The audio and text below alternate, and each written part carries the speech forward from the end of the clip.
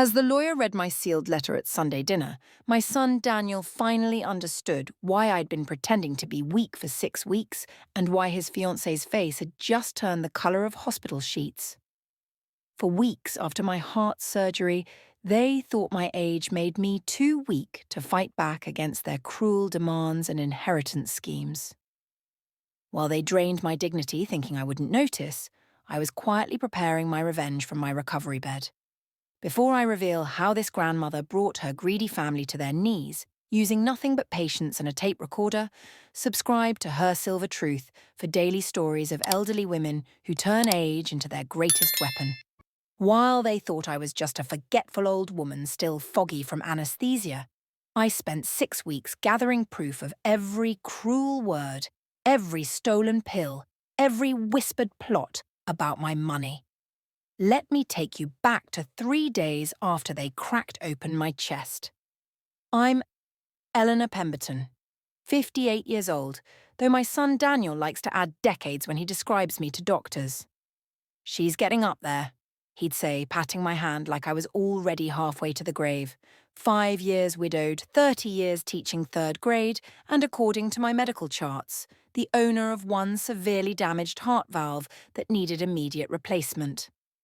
The morning before surgery, I still completed the Sunday crossword in pen. When the intake nurse wrote down the wrong medication dosage, I caught it instantly. "Sharp as a tack," she laughed. Daniel frowned. "Mum has her good days and bad days," he corrected, as if my intelligence operated on a timer. His fiancée Madison would visit, her designer heels clicking through my dated colonial home. "Such potential," she'd murmur, running manicured fingers along my mother's china cabinet. "Once it's updated." They'd exchange those looks, the ones they thought I was too old to catch. But 3 decades of watching 8-year-olds taught me to read silent conversations. I remember the last Sunday dinner before my surgery, when Daniel still pretended to care. He arrived an hour late, as usual, but charmed us with stories from his real estate office. Richard would have been so proud, seeing our son in a suit, talking about property values and investment potential. Before Madison entered our lives, Daniel still called just to check in.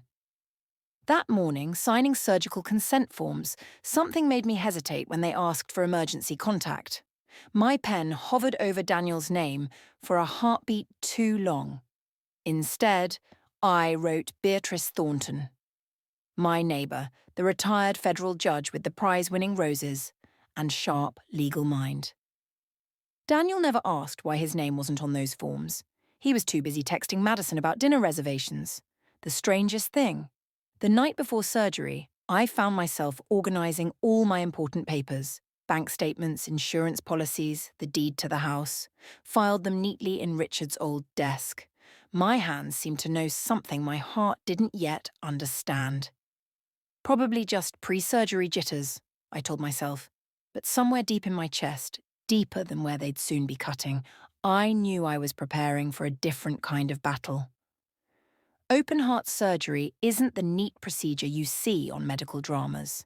They saw through your sternum with something that sounds like my father's old woodshop tools. They stop your heart, fix what's broken, then restart it like a stubborn lawnmower. You wake up feeling like you've been hit by a delivery truck, tubes snaking from your chest, every breath a mountain to climb. Julia flew in from Boston immediately, taking family leave from her nursing job. She slept on the hospital couch, fought with nurses who dismissed my pain, held my hand through the worst of it. Daniel visited once. Madison came too, taking selfies with my IV pole, careful to crop out the drainage tubes. "Thinking of you," she posted, while checking her phone every 30 seconds. 3 days home, I could barely lift a water glass. The catheter was gone, but dignity hadn't returned. Drainage tubes still pulled with every breath. The stairs might as well have been Everest. That's when the doorbell rang. Not rang exactly, more like someone pounding with their fist. "Mum, get up. Madison's parents are here for dinner." Daniel stood in my bedroom doorway, cologne sharp enough to cut through the medical smell. Madison appeared behind him, red dress perfect, smile practiced. "They flew in from Nevada," Daniel announced.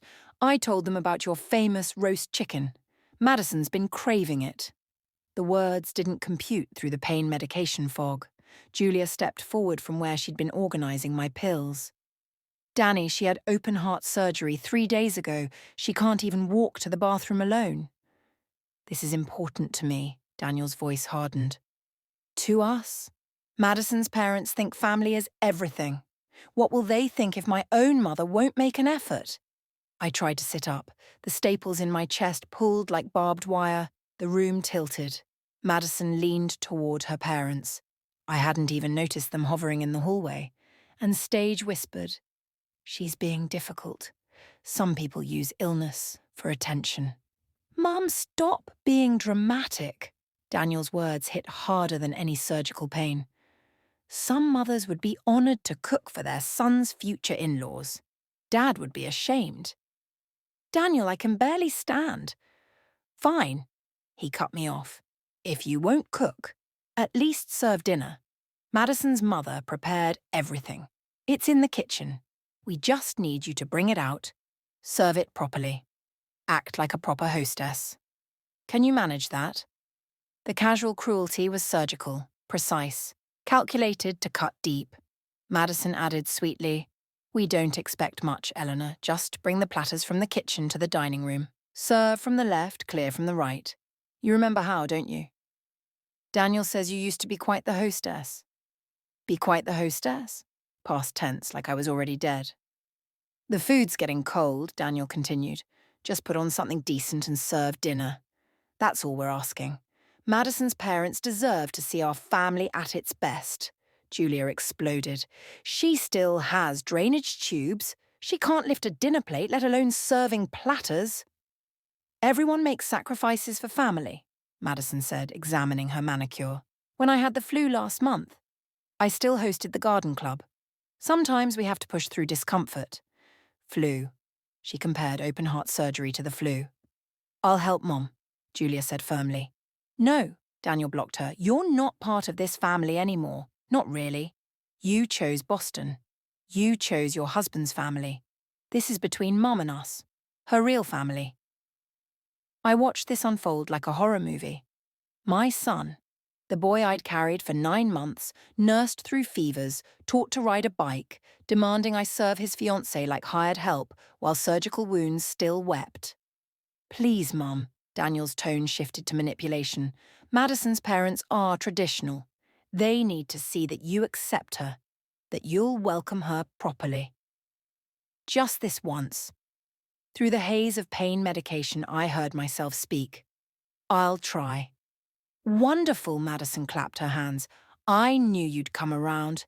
Dinner's at 6. We'll be in the living room with my parents. Wear that nice blue dress, the one that hides your situation." They left me there, shaking. Julia helped me to the edge of the bed, fury radiating from her. "You don't have to do this, Mom." But I did. Not for the reasons they thought. As I struggled to dress, hands trembling with more than surgical weakness, I made a decision. They wanted me to serve. I'd serve them exactly what they deserved. The walk downstairs took 15 minutes. Each step sent fire through my chest, Julia hovering ready to catch me. In the kitchen, Madison's mother's food waited, clearly catered despite the pretense. Heavy platters of prime rib, roasted vegetables, elaborate salads. "Mum, you can't lift these. You'll tear your incisions." I could barely lift a teacup. The serving platters might as well have been concrete blocks. But Daniel appeared in the doorway. "What's taking so long? Our guests are waiting." "She can't lift." "Then she'll have to figure it out. Won't you, Mum? Like you always figured things out for us." He left. Julia started to follow, ready to fight, but I touched her arm. "Get my phone," I whispered. Put it in my pocket. Recording. She understood immediately. What followed was torture. I managed to carry the salad bowl first, lightest thing I could find. Each step from kitchen to dining room felt like a marathon. My hands shook so badly I nearly dropped it twice. Madison and her parents sat like royalty while I served them, her mother commenting, "Such a lovely home. We'll need updating, of course." "Mum's already agreed to sign it over," Daniel said. Haven't you, Mom? I said nothing, concentrating on not collapsing. Back to the kitchen. The meat platter was impossible. I tried lifting it and nearly screamed from the pulling sensation in my chest. Julia reached to help. Julia! Daniel's voice cracked like a whip. I said this is Mum's responsibility. I carried that platter inch by agonizing inch. Sweat soaked through the dress Madison had specified. My vision greyed at the edges. But I served them, like a servant, like the nothing they already thought I was. From the left, Eleanor, Madison corrected as I placed food on her plate. Properly trained servers know this. Her parents said nothing, but her father shifted uncomfortably. Perhaps he saw what this was costing me. Perhaps he didn't care. Vegetables next, then bread. Wine glasses filled with trembling hands, all while they discussed renovations for their house. We'll gut the kitchen first, Madison planned aloud. Something modern. This vintage look is so dated. Mum loves to cook, Daniel said. She won't need such a big kitchen in her new place anyway. New place. They were already planning to move me out. Finally, blessedly, I served the last item. As I turned to leave, Madison called out, Eleanor, you forgot to clear the salad plates, and we'll need dessert in 20 minutes. I stood there swaying, surgical sights screaming, and something inside me crystallized harder than surgical steel.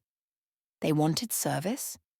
They'd get it, but they'd pay a price they couldn't imagine. That night, after they'd finally left, Madison commenting that I'd done adequately for someone in recovery. I collapsed in bed, sobbing from pain and humiliation. Julia sat beside me, holding my hand. How could he? She whispered. How could Danny do this?